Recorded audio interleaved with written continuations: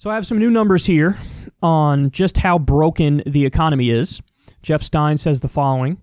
People in Wisconsin called the state unemployment office 41 million times between March and June.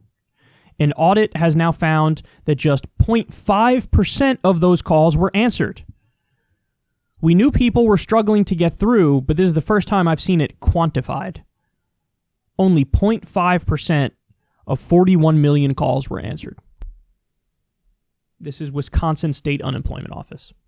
And listen, Wisconsin's not special. You got all these, state unemployment offices around the country. They were woefully underprepared for such a situation, like a pandemic and a depression.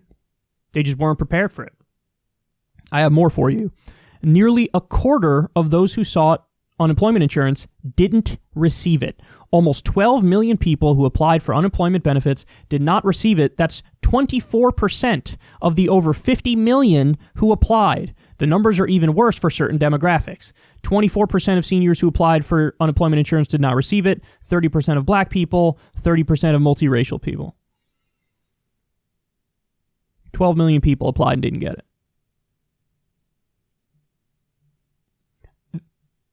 The takeaway from this, in my mind, universal basic income. I mean, that's I can't get it out of my head. The best way, the most direct way to help people in a situation like this is cash relief. Why shouldn't we have recurring monthly payments? Why shouldn't we have that? Social Security for all, effectively. People would be able to weather the storm much better if that was guaranteed, if we knew that a check was coming every month.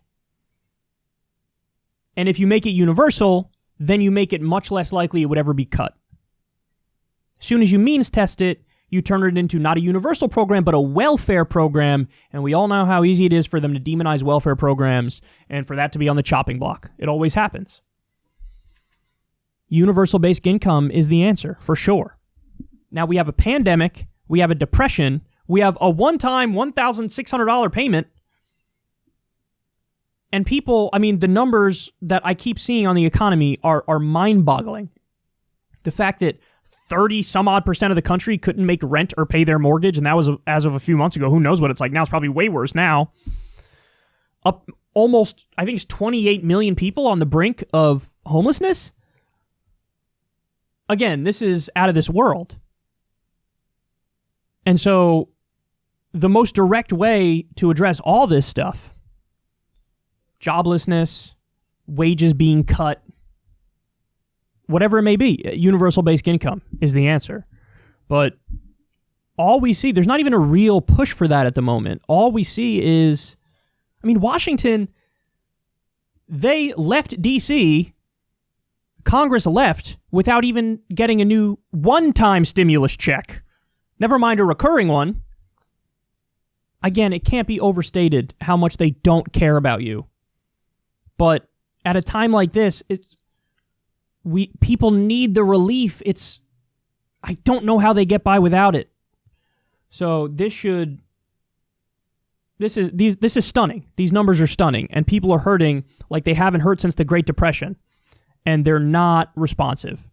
Again, I know I'm a broken record, but they're not going to do anything unless we make them do it. So really the answer is a general strike. It's complicated by the fact that there's a pandemic now, but there needs to be a general strike, and we need to have a clear list of demands that are simple, to the point, and just don't stop striking until you get it. And on that list should be Medicare for all and universal basic income for sure.